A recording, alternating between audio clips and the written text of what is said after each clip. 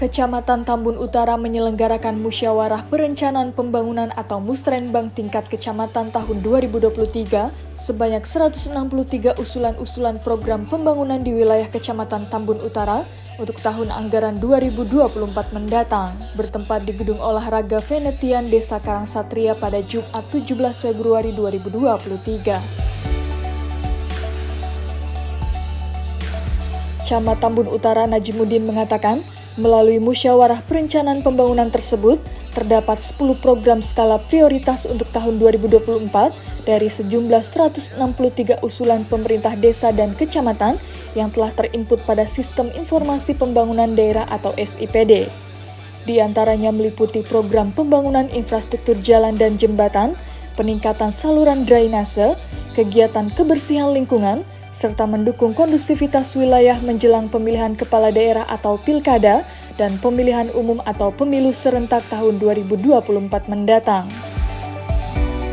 Dirinya menjelaskan pada tahun 2023 ini, pemerintah daerah telah menyediakan anggaran sebesar 70 miliar rupiah untuk berbagai program kegiatan pembangunan di wilayah Kecamatan Tambun Utara yang juga melalui organisasi perangkat daerah atau OPD terkait. Camat Tambun Utara berharap usulan-usulan Musrenbang tahun 2023 ini bisa sebagai program prioritas pemerintah daerah sehingga dapat terrealisasi dan menjadi program kerja tahun 2024. Kita dikasih spot oleh Bapeda 10 kecamatan, 10 desa. Berarti kan kalau kita ada 10 desa, berarti kali 8, 80 tambah kecamatan, 90 kegiatan yang diprioritaskan untuk dibagi ke kuenya untuk pembangunan tahun 2024. Tambun Utara itu dulunya adalah daerah pertanian. Nah, luas wilayah Tambun Utara itu pertanian. Sekarang itu semenjak 2012 sampai sekarang adalah zona kuning. Kuning artinya apa? Untuk perumahan. Nah, pertumbuhan pesat perumahan tidak dibarengi dengan, pertumbuhan jalan.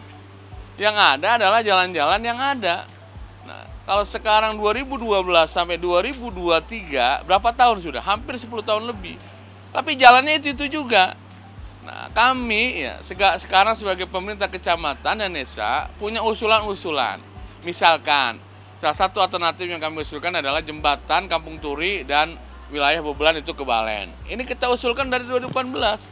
Ya, untuk jembatannya. Jadi kalau misalnya macet di Karangsatria, ya atau di radar ini bisa nanti dialihkan ke sana, ya ke Balen, karena orang-orang Tambun Utara itu rata-rata kerjanya ke Jakarta atau ke kota Bekasi, bisa lewat situ.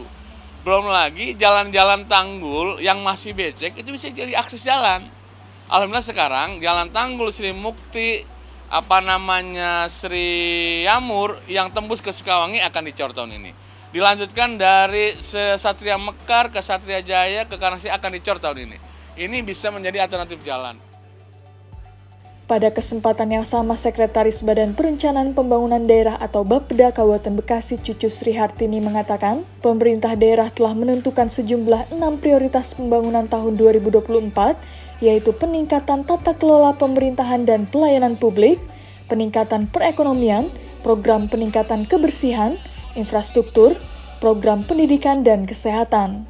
Pihaknya akan menampung usulan-usulan yang masuk pada SIPD tersebut dan selanjutnya untuk dibahas bersama dalam pokok pikiran DPRD dan Musrenbang Renja Kabupaten Bekasi tahun 2023 untuk program kegiatan tahun 2024. Selain itu, Badan Perencanaan Pembangunan Daerah atau Bapeda Kabupaten Bekasi juga meningkatkan pembangunan melalui Corporate Social Responsibility atau CSR perusahaan sehingga pembangunan di wilayah Kabupaten Bekasi bisa lebih menyeluruh.